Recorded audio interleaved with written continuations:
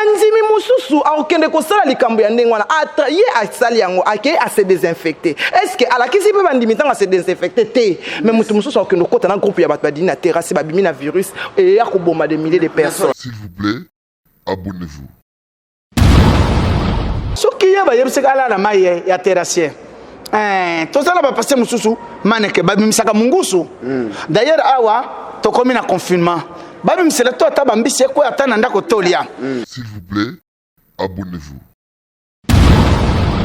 Ngai oyo na bali mwasi na nga oyo to banda ko bota te ndeko na ngai to bali to balani olimbisa nga lingala na nga eza malamu te to balani na sali nyonso mwana mobali asalaka. S'il vous plaît, abonnez-vous.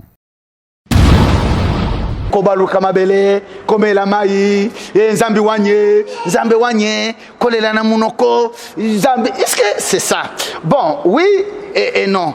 Donc c'est pour vous dire que mon imboko yo c'est un spectacle. Nabi passer azana Paris azo AVC abanda ko sala ndenge nini okomona kuyi alobi nzamba siliki bo pesa mabonza. C'était de l'aventure. S'il vous plaît, abonnez-vous.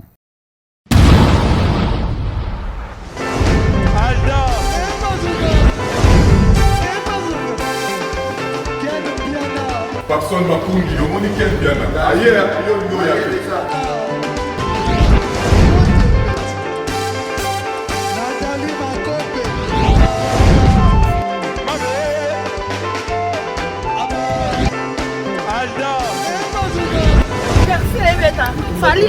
On va te là qui a donc Marambo est bien.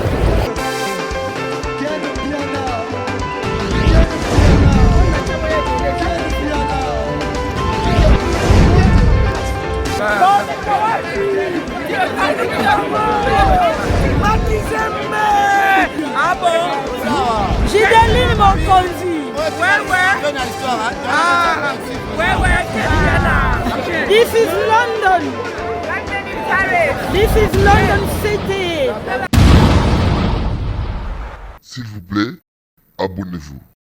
Merci beaucoup bana Congo na yebike boza ebele vraiment na banda ko surtout bana poto bobenga Ken pia na bolobi en tout cas Ken ero sala ka émission na église to sepelaka po pasteur vraiment mikolo yo azo sepelisa biso makasi et sala ka bien soki pasteur pena prophète pena bana poto bino moko vraiment bozwi pena bo créer pe kombo bo pesi mosali nzambe elakisi ke mateya o azoteya ezokota bino tomoni kombo asika prophète erataka te na yebite erataka te pourquoi erataka te par rapport ya ba prière o bosenga kasambe la bino to yebite lelo bosenga ki bolobi Ken piana tomona Manique de John moi kala en tout cas kosala bien bosala nae moi dio ane kosala bien lelo tozana Manique de John lelo toyeto indi sakaka na kati ya église prophète Emmanuel Dodi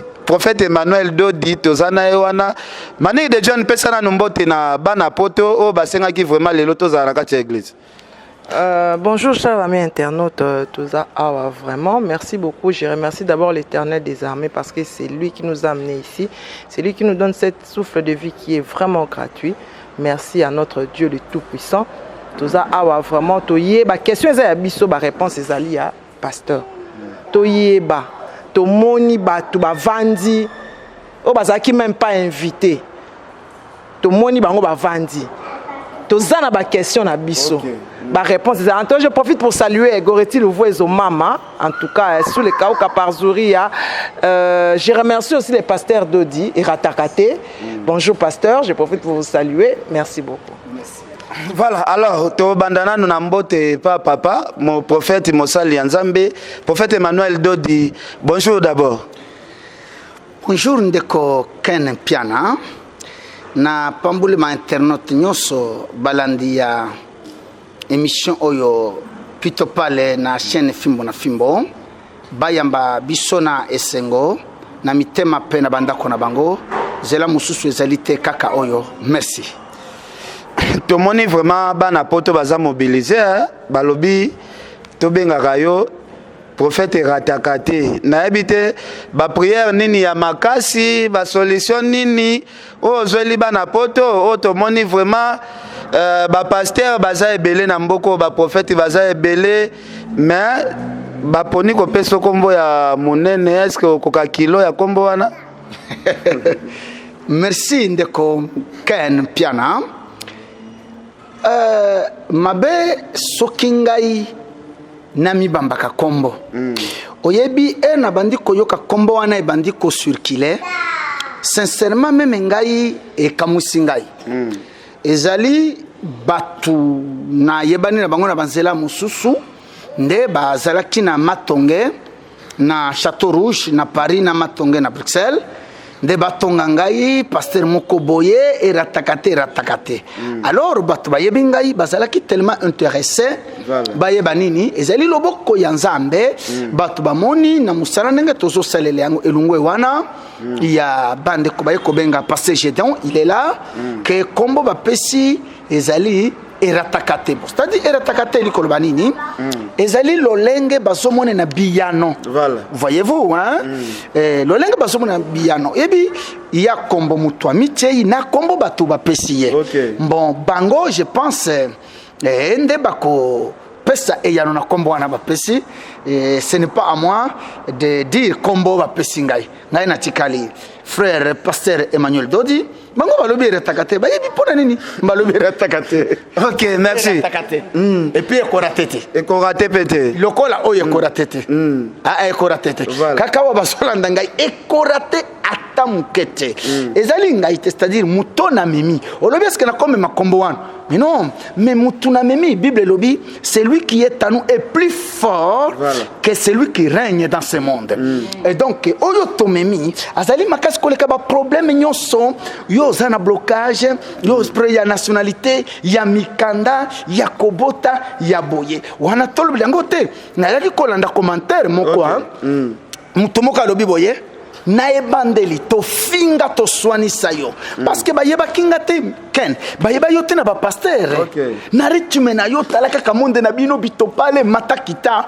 mena to bandaki mamsube balobaki Ken to kolungwa ba abonné na yo mais chose grave oyebi ke na memilo ba abonné belé et belé ba mi abonné balobi kaka pona pasteur Emmanuel et puis mutu moko na landi kuna lobi o convaincre biso na miracle mena tondimi yo ere bandimi ngai nde baye ko pesa comme ebandeli d'ailleurs pour la politesse tu as géré beaucoup de choses on nous a insulté et je les aime mais qui problème il y a incompréhension batu ba comprendre kinga ite basaki na ba passer na bango na ba fanatisme na bango na bikolo na bango na ba biloko mususu moko boye maintenant musala eye étrange parce que Bible le dit c'est le résultat qui fera cesser ma contestation oui et le résultat a tranché aujourd'hui ok merci alors bana poto bolanda biso bo remarquer tozana ba na bana na biso bazana bano baza témoignage ya munene oyo pe bokoka masolo na bango donc tosenga bana balakisa sentiment de joie po bano baza bonne santé basakanaka toujours place mikolo bazali alors mosa na Nzambe tokoyeba tomoni bato ebele pe balobi ozosambela bango mais ozokota ta sujet moko ya mbongo te est-ce que tokoyeba awa na église awa affiche na bino nanu boteka yango na combien poto ndenge tokenda na ba église nyonso balobi ezaka obligé faut qu'on remplir affiche nanu ezaka na prix awa affiche na bino ezalaka combien ndenge tuni ba affiche na tuna peso ki bozana singa na mouchoir mo botekaka ba mouchoir na bino na ba singa na bino na ba mai na bino ya ba milangi soki ezalaka combien to yeba po yango nde ezobikisa yango nde ezosala makambo yango to ba affiche na singa na mouchoir na mai so ezaka combien merci man. Premièrement, naza contre-té bande ko ba pasteur basale la kabilo ko wana peut-être Nzambe a révélé kibango OK hein mais ngai na ko yebse bino ke mane ke kan singa ezalité singa za kombo na kolo Yesu Yesu kolo Yesu kolo mouchoir ezali na tinate vrai mouchoir kombo ya kolo Yesu atana salili mouchoir ekosila kolo Yesu akoumela alléluia nde singa yango wana nde makambo to salela ka comment en collège. Et puis quand on a posé question parmi ba décision ba to balobi ba constater makambo ya mbongo.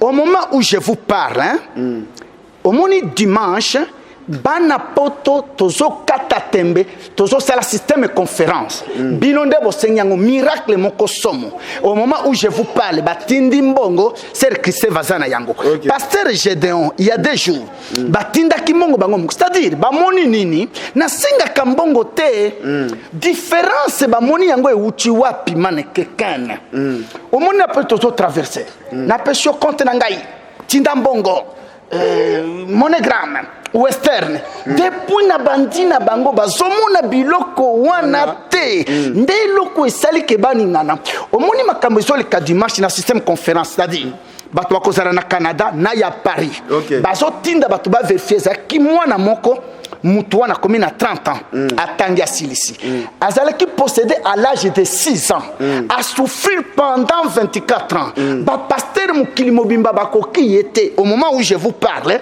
Sœur Christève azana mbongo batindi miracle salamina no salamati wana salami mutazana poto me sambeli à partir Kinshasa. Je vous dis c'est pourquoi bazoloba pasteur aratakate kaya mwana wana lokola kamoko etondi sabato wana Kinshasa ya sirène bato ebele omoni batondi batonda na kaya sirène ba pasteur nyonso bakoka yete maintenant mwana wana soki babengi ba pasteur ya wa ya Nigeria demo wana seki albi wana za pasteur ta kokanga te nde maintenant bakoko sala système conférence Canada na Paris bakobenga ngai toyoki sango ya Emmanuel soki akosisa kawi yoka impresanga une minute mon cher et indaki dimanche système conférence bazo tinda batu na Canada vous vérifiez cela milimo ekoya kobima balobi na mona mutute na mona Michael qui est descendu donc moi biloko ndenge wana ba ko respecter mutute ndenge nini nzambe na kai c'est ce qui fait que et puis balobi tope sanini j'ai dit Dieu m'a donné gratuitement je vous donne gratuitement bango moko nde batindi mbongo ezala Sœur Christève na volonté na bango moko to banda kozela akende ko pesa rapport et pas il y a des jeunes pasteur Gédéon azali wana mutu ya cancer proclamé yoka ba yebisi o yatala cancer ya poteza ba bricolage ya wate attend la mort na récupérer je lui ai promis 3 jours il est guéri jeté c'est-à-dire s'il fallait na sala commerce il ngeza bien mais c'est tout simplement na senga kambongo te mais na lobite ke mutu asalela nzambe na mbongo te na boy polémique na ba pasteur mususu ba bandi déjà ko mena senga et dai ba mitosa na mutu ba mena sagate pasteur il faut un peu ko ba blague wan donc ngai ce que bino bo senga mbon c'est votre droit ce que pas na senga pete c'est mon droit na ngai pe na tu na question moko malgo senga mbongo te mais témoigne aujourd'hui architecte ya munene auti poto aye Kinshasa po atonga église ya sika est-ce que zo senga pe ba moyen en dehors ya église ba moyen ngoko zo pe wapi toko pesa ye liloba bana ya poto bokomuna ye c'est un monsieur responsable azali architecte international na mindele basalela kaye boyebiye azakuna na Paris ce n'est pas que nazuya ya atonga makambo ya kotonga lingomba et ye après ayaki pona lobiko ye moko boko pesa ye micro oyo amoni pa na ngai d'ailleurs donc ayaki etange mondimi kaka akutani na miracle esali ke a créé projet pe ya sika voilà c'est-à-dire ayaki nano makambo mona abandaki soki alungwe poto abandako same na pasteur moko yebani awa mena bakoye sekete pona basokosa kende quelque part ye moko koloba azali grand responsable azamona bala bakomona figure oyo moko bakobanga tokozwa vraiment nazo signaler bana poto boka ndenge tobwaka magistrat Raphaël procureur o pena soki toza na problème na biso yakendaka mbangu présence na eza solution donc yaza magistrat munene ya mboka na biso asambisaka ba dossier ya minene na ebite soki na loba dossier mususu euti koningisa mboko oyo ba dossier pena ya pasteur Moïse Mbiye o boyokaki pena ezopela moto batu basimbaki masolo yango eza ba prophète magistrat Raphaël alors tokosola na ye toyeba pe mwa masolo yango tomoni présence ya magistrat Raphaël na kati ya église nga nakutaka ye awa malgré ba fonction o aza nango azwaka pena kitisaka ba grade wana nyonso na église akoma yende muta servaka bato bakiti ye mutu pe ya liboso akomaka awa na église mais kana ko expliquer biso tozo sala l'émission mais présence na ye awa elakisi nini tomoni aye na bana ndenge na lobi et pas architecte international ye moka koloba il en est de même pas yandeko Kazadi Raphaël voilà bon ye bakaïso ko zara bato tsendenga sunganga ezali dernièrement bolanda ki témoignage ya au magistrat mokonzi na ye yebe aye alors batu ya boye nini c'est quoi na lobi ke bango moko bakoloba ayaki magistrat na titre na ye ndenge ndeko aye aza déjà architecte mina nini bakoya kusoske bayaki bazokelela te bayaki baloka nkwanga te quand même et puis ndengo tali bango boye bazali batu na lokoti na paka jumate ken mpiana baba ta paka jumate quand même donc ça dit tout donc ye moko akoloba nini ayaki pesa déjà bango mikoro to gagner. Merci beaucoup. Alors Mani de John Zelanga moi muke Alain de BCBG, posez une question avant Natambola. Papa, na ina tuna question oyo. Merci pour la parole. Toujours mon pasteur rebellé dans les réseaux sociaux. Bazo sala ba campagne. Bazo mi soupela ba maya ba terrasser, bazo sambela, bazo ganga. Eza pour la polémique te. To yebite na Bible lobby. Na bosani version na Bible lobby bato babande kokota na tabernacle na temple bato o babande ko sambela ya ko ganga balakisa bato nyonso keno ba croyants ce sont des hypocrites mais siko eloko basali na nzambe musu bazo sala wana est-ce que po o sambela ba ba ko sambela mboka il faut sala encore modèle wana ya kota na potopoto merci na kokota merci mannequin vidéo na zo circuler na pamboli mon pasteur. Les loups ne se mangent pas entre eux. Niveau nangai na ko critiquer un pasteur. Et je ne peux pas bâtir. Oyebi ken ernazo le ka je suis suivi. Bato bazo luka Emmanuel a dit quoi? Mon niveau na komi na honneur na respect donc na ko sala mabete. C'est-à-dire ya bato mususu pona ye alikazo succès fa finga bato c'est pas moi. Bon peut-être nzamba yebisa ki maneke alala na mai moyenga ina jije ye ezalité peut-être nzamba yebisa ki alongola bilamba omoni na mboko oyo to mona makambo ya mitindo na mitindo parole te boza ba leader de l'opinion boza ba sali na nzambe oyo osali likambo mutinyo sa kolanda toza na maladie ya salite maladie oyo toza ko kima oyo moko soki azwi yango tangu yo ozwi yango prophète nde na fani pembe no bona zwi yango mais bandimi mususu pe na lobi yango parce que na bio critiquer te na lobi yango pona polémique te mais bandimi mususu akende ko sala likambo ya ndenge wana ye asali yango ake a se désinfecter est-ce que ala kisi pe bandimi tanga se désinfecter te mais mutu mususu akende ko kota na groupe ya bato badini na terrasse babimi na virus et ya ko bomba des milliers de personnes c'est ça de là manda ko répondre que premièrement parce que c'est ton pasteur je ne nako critiquer yete ndena lobby peut-être azwa ki révélation pas dans nzambe mokolo bokutana tuna ye mutuna wana ça c'est un maintenant yami balé il faut que vous te spectacle les angitina est-ce que ko sambele la mboka oui attention prophète Jonas hein oui nzamba yebisa ki alata putulu mais oui bon ce qui yeba yebisa ala na maye ya terrassier tout ça là va passer mususu maneke babi misaka mungusu d'ailleurs awa to komi na confinement babi misela to ata bambisi ko ata na ndako tolia donc ce monique mukolo kutana na bango solo na bango mais au moins talakaka omoni bandi mebele pa ya pasteur wana na poto moment où je vous parle baboucher ba yesika nazali jusqu'à tel point abandi pe ba menace hein alors omoni na sobo ya amona lokola a moni na kimi terrain wana na ye na misana ngina le kisa peut-être Dieu lui a dit mokolo bokutana na ye bo poser ye question est-ce que kobalu kamabele komela mai nzambi wanye kolela na munoko nzambi est-ce que c'est ça bon oui et non hein donc c'est pour vous dire que moni mboko yo et ça va spectacle na bi passer azana Paris azo AVC abanda ko sala ndenge nini okomona kwe ya lobi nzamba siliki bo pesa mabonza c'était de l'aventure mon vieux il a besoin makamba kolata asala ba aventure omonika pasteur azo baluka na mabele akenda na église moko ya ndeko na ye na rigini azo teya azwi panier ya mabonza abeti yango sabo Est-ce que c'est ça Dieu? Oui, peut-être Dieu lui a dit ça. Moi, il kota wana ezalité menga na lenga na so sambele la mboka na so pesa message et je vais donner message à tout à l'heure. O etali coronavirus. Si lui, zamba yebsaki akende na mai ya kalamu libre à lui.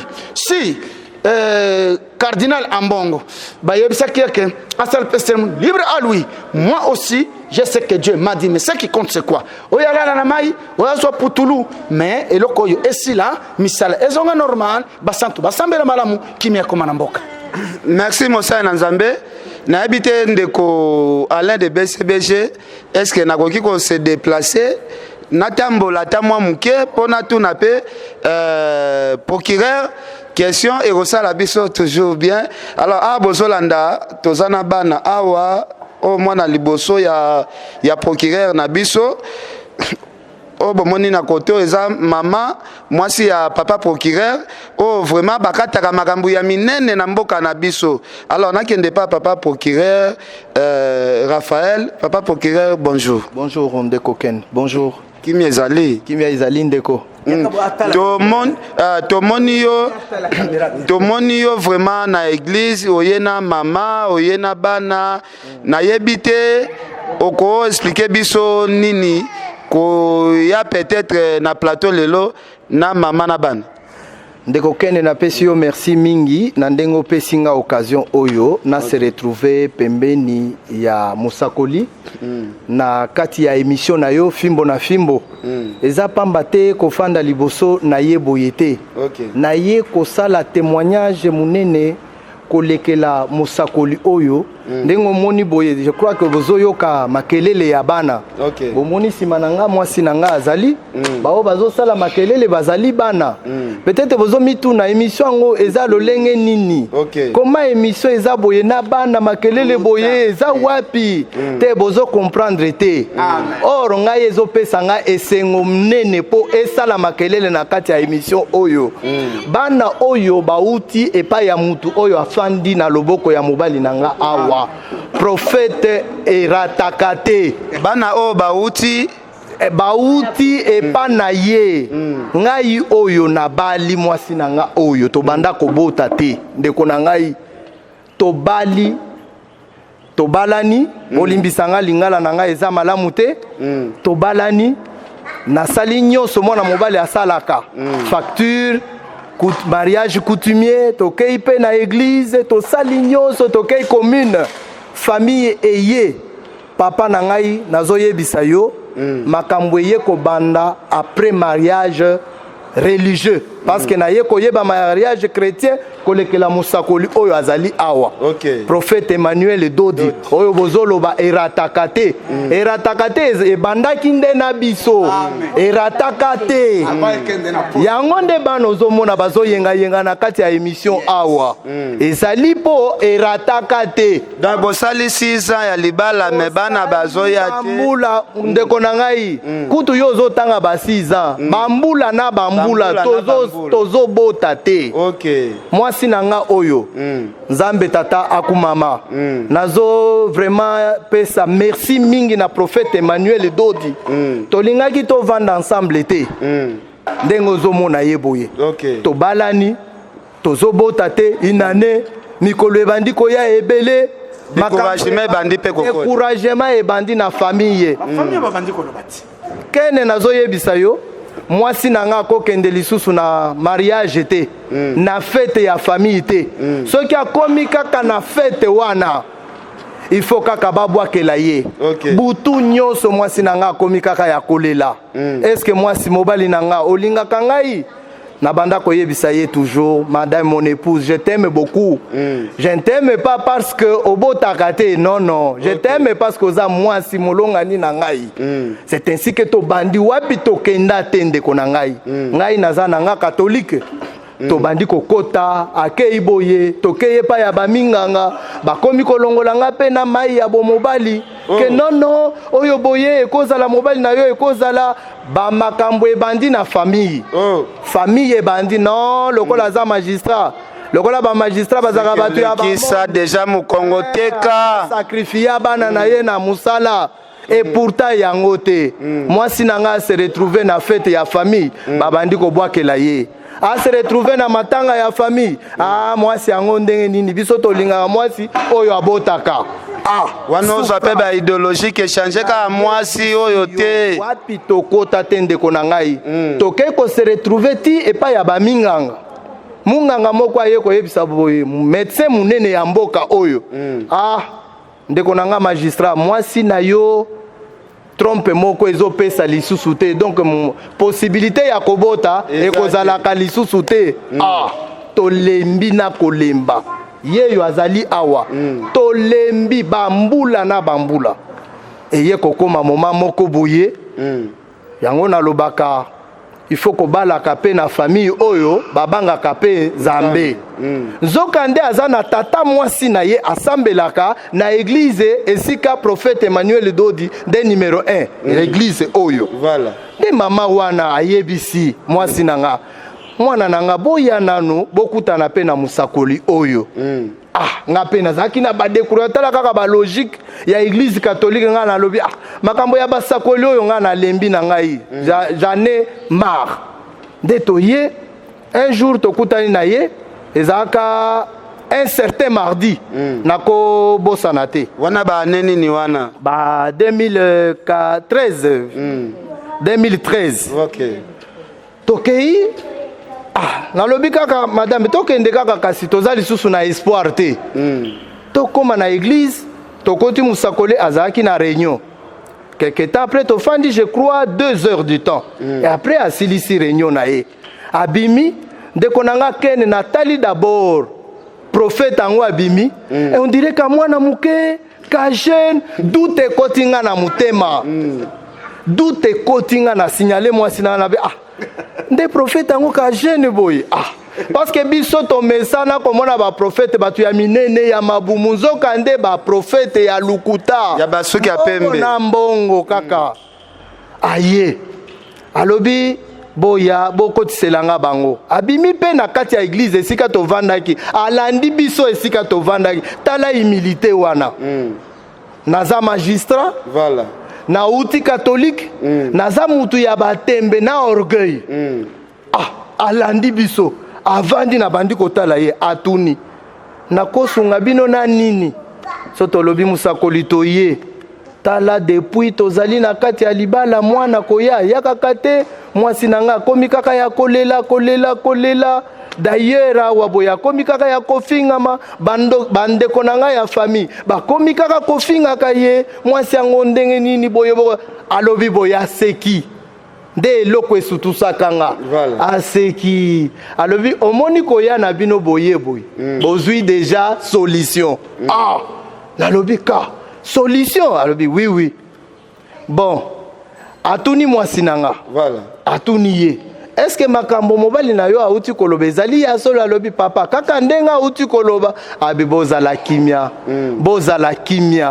en tout cas ndenge boye solution ezali bon ngai pe na mutema na yebi bien que esika tokendaki bazalaka boye te baza batu moko boye soko tali bango bakoloba boye ozwi pe na confiance mais ye ya ki jeune boye nazo douter fort quelque temps après alobi bon nalingi nasambelela bino mpo nayamba bato mosusu mais boyeba ke likambo na bino esi ezwi solution nabeti mabolongo mwasi na nga mpe abeti mabolongo yoka style asalaka asali boye alobi zwa loboko na yo ya mobali toucher mwasi na yo de signe ya liboso loboko na mobali ya mobali toucher mwasi na yo donc moi j'ai pensé que yende ako toucher mwasi na nga lokola batu nyonso basalaka wana zobaki ba pasteur mosusu pete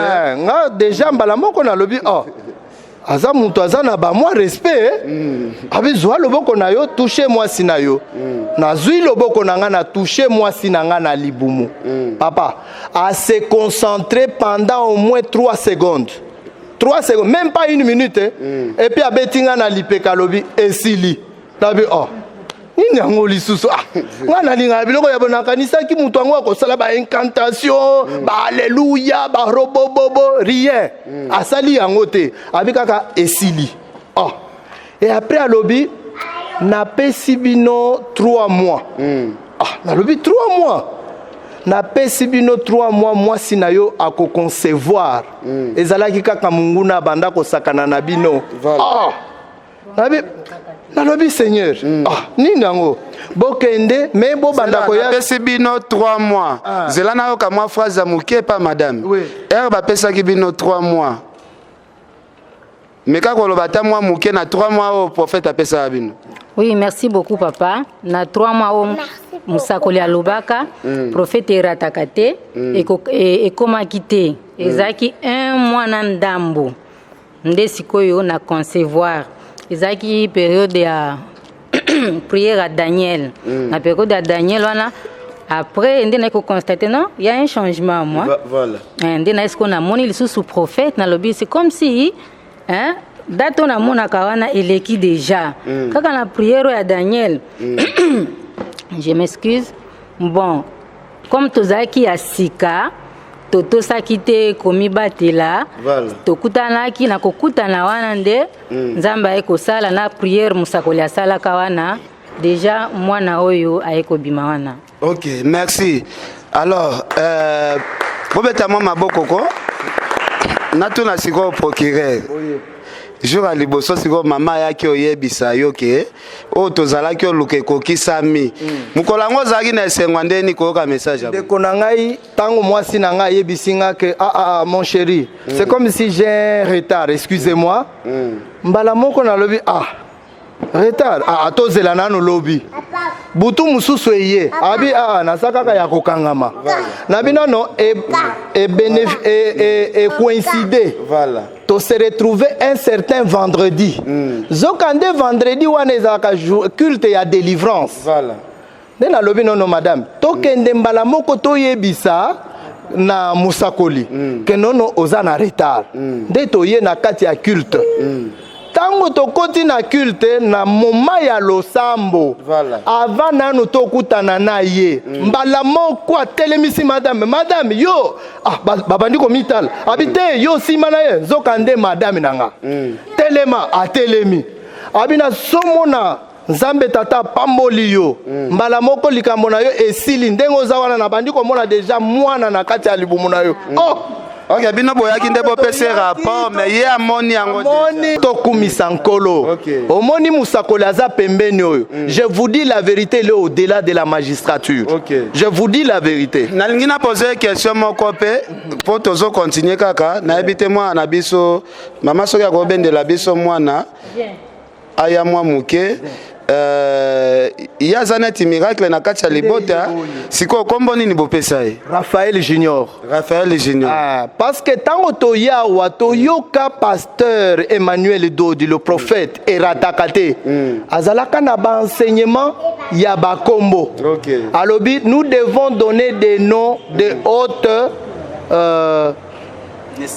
haute naissance te yango alobi abandi kotanga bakombo nde alobi omoni bakombo lokola ba Raphaël bakombo ya ba archange nde bakombo ya kopesaka bana oronga moko kombo na nga pe Raphaël nde mwasi na ngai alobi ye alobi ke non mwana na ngai ya liboso kombo na ye akozala kaka yo moko donc akozala Raphaël Junior nde kombo na ye Raphaël Junior.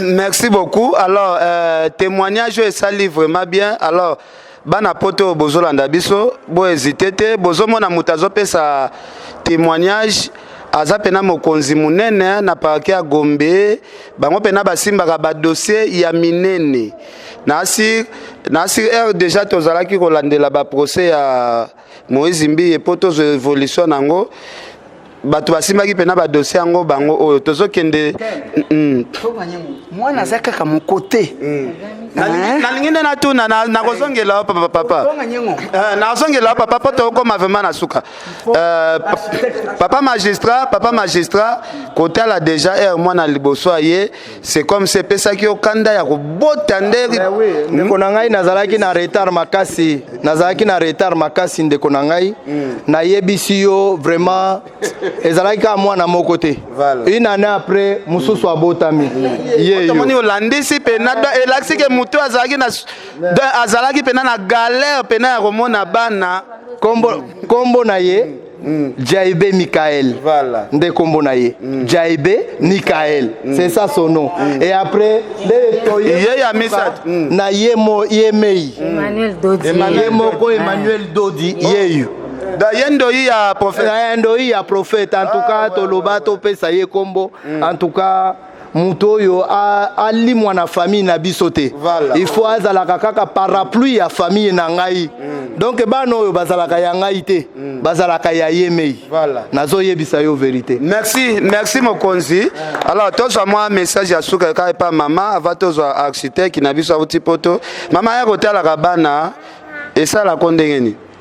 En tout cas merci mingi papa pona mutuna wana parce que tango nakutanaki na musakoli namonaki ya liboso il était ému de compassion par rapport na requête na ngai siko tango siko miracle ekosalema nazwi mwana liboso esalaka ngai esengo mingi makasi esengo mingi ya kosalela mpe nzambe yango wana vraiment esengo eza monene tango namonaka bana namoni mpe musakoli en tout cas c'est une grande joie. Merci beaucoup. Alors finga kayo zanga bana espoir asuka ezaka repa nzambe bolandi libota oyo pe bazalaki na même difficulté na yo muto zolanda biso na yo muto ozanga mabota bafinga ko chaque jour luka basali ya nzambe basambela pona yo donc espoir asuka eza na maboko ya nzambe. Alors tozwa architecte na biso auti poto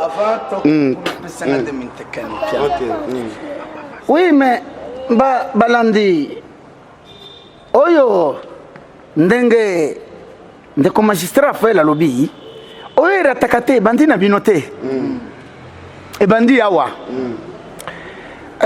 oyebi c'est avec émotion ere tozoka makambo ya boye nayebi seza malamu te kosite grand munganga wana basi nyonso babotaka te bayebi ce médecin là à Kinshasa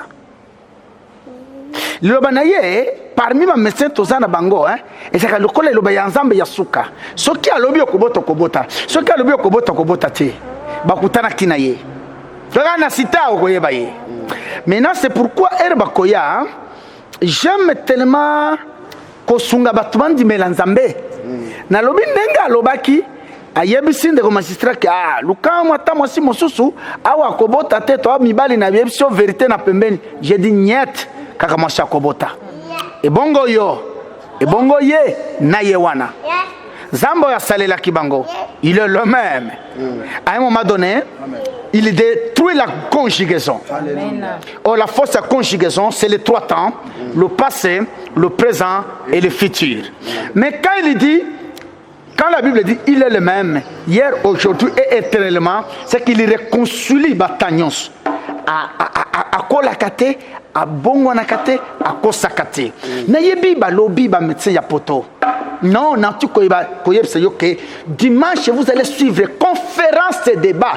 Et zo uta poto Canada na France. Témoignage wane kuningisa mukili. Ozoyoka. Donc ils ont jeté il y a Mouto, il y a 30 ans, qui a souffert pendant 24 ans, à celle qui possédait à l'âge de 6 ans.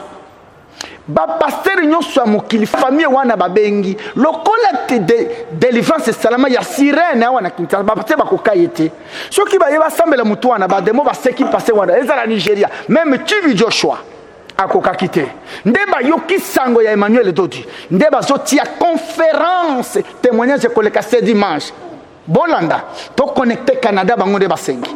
Et ça qui terrible. Au moment où je parle, batindi mbongo, ça na ser Christophe Boyebi.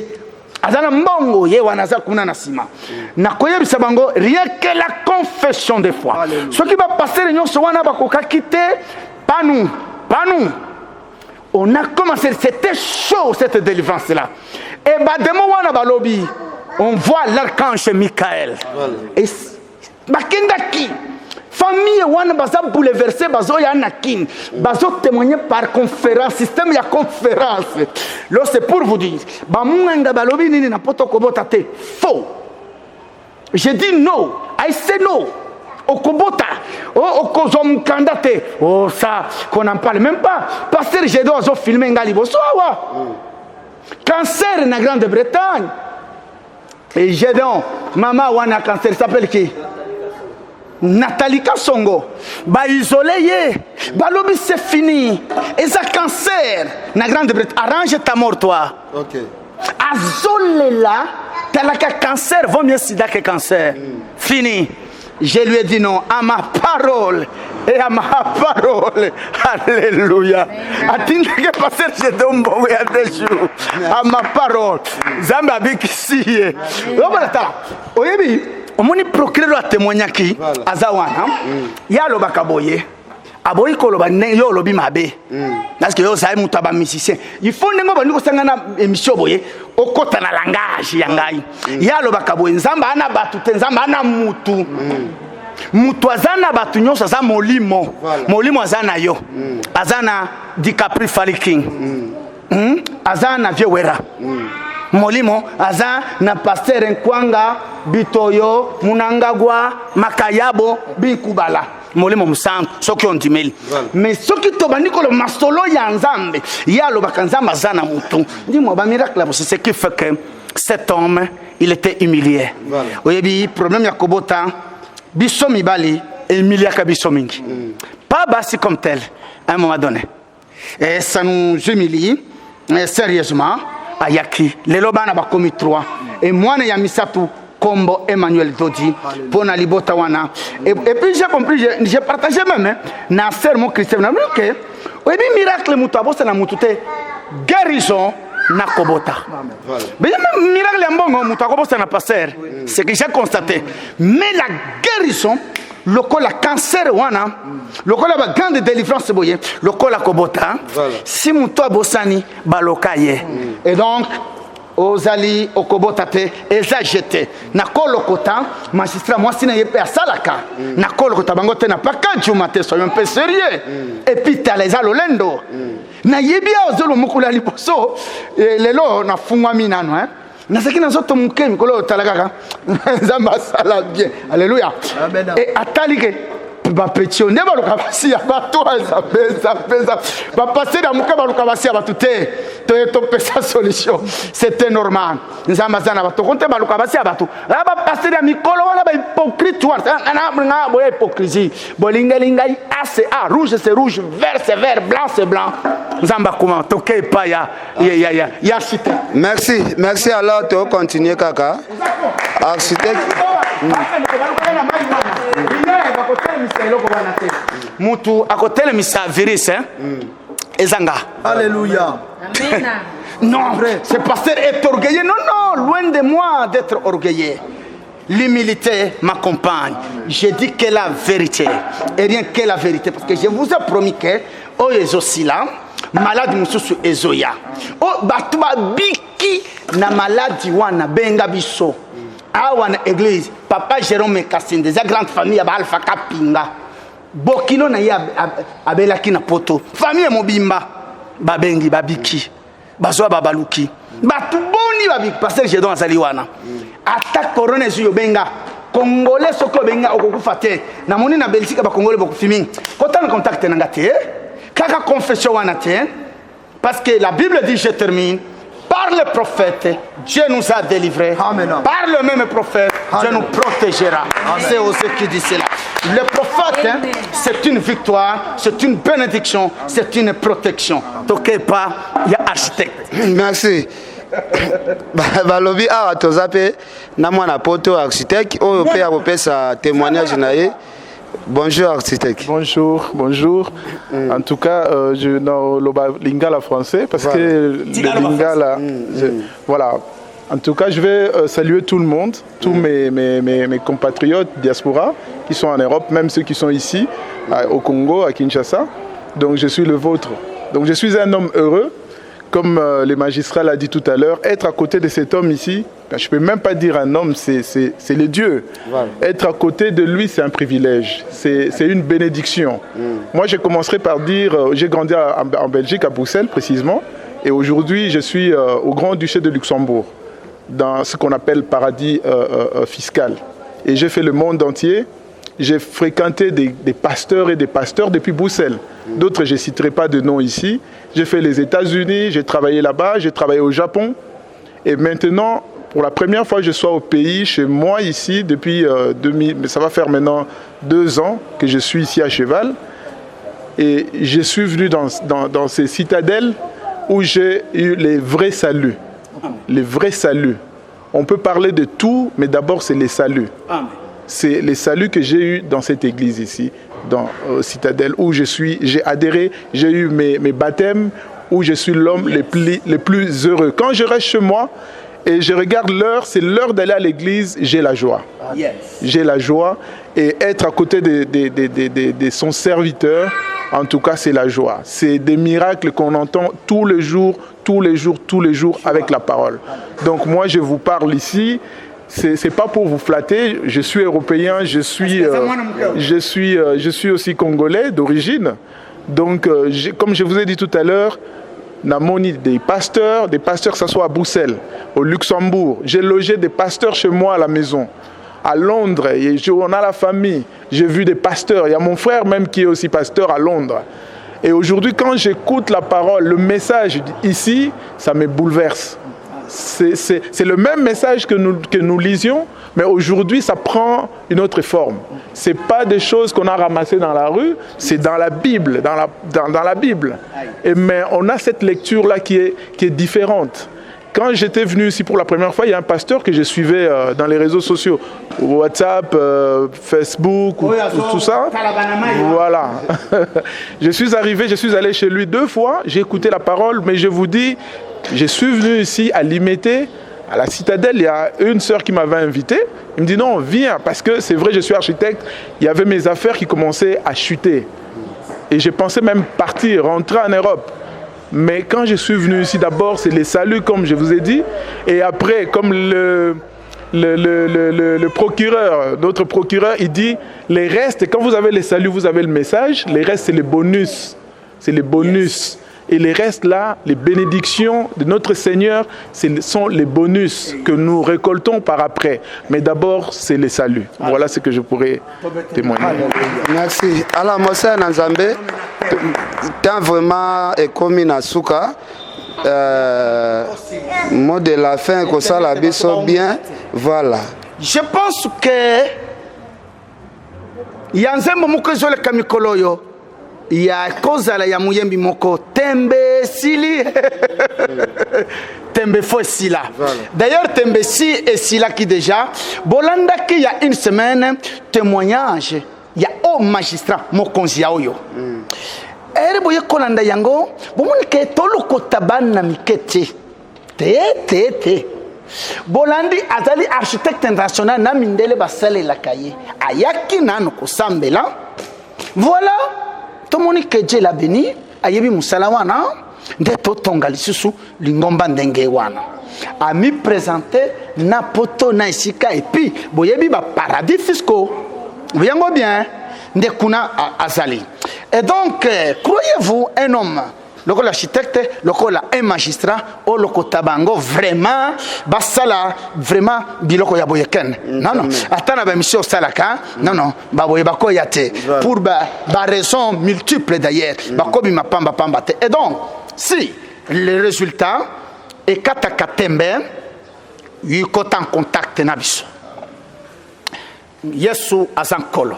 Yesu Christo azanzambe. Et Emmanuel Dodi azamusali nzambe wana.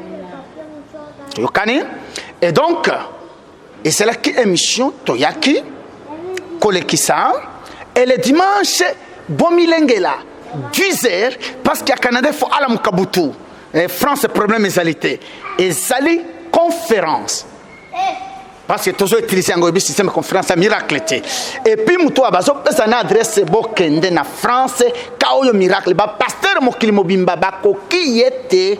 Soka pasteur abandi ko sambela, c'est qui pasteur wana, awala pasteur wana kozonga kutute. Ba demo ba aloba, ba pasteur moko na moko ba pakutamba. Comme l'a dit le magistrat, alobi, oyo kombo bo pesi eratakate, e banda awa jeter et jeter. Et donc ozobela kotan contact na biso. Ozali bloqué kotan contact na biso. Au botakate magistrat komina bana misato.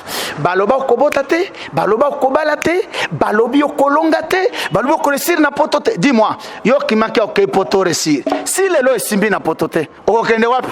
Na mai, na zamba pona resir. Donc tu dois réussir et na lobi réussir. Entre en contact yabat. Oui bi témoignage les cas qui a procuré à l'obaki. Ndeko architecte alobi c'est monsieur Trobenga tamutute azali nzambe et étonné yote. Mais oui, Paul babenga qui est Mercure et Jupiter pour dire mutiasi naturel. Moïse, il a été fait Dieu devant Pharaon. Et donc c'est normal. C'est-à-dire il y a bato kutani na bango et fina yo échanger. Yes. Donc comment on a ba miracle ya mitindo na mitindo. Comment on a bilembo ya mitindo na mitindo. Oui, nous pouvons. Soki tolingi zamba kosala. Que Dieu vous bénisse. Rendez-vous dimanche hein, avec témoignage yo na conférence de débat 10h heure de Kinshasa. Allez, on se connecte et en direct. Vous allez juger vous-même. Parce que au Canada, quelle adresse moutouna sur cette adresse boya. Moi non, à cause même le kuntulu ya ba pasteur ce qui descend ba choix kawana pendant 24 ans, pas pendant 24 mois, 24 ans. Et Dieu de notre Seigneur Jésus qui a donné modèle et confession, il a réussi.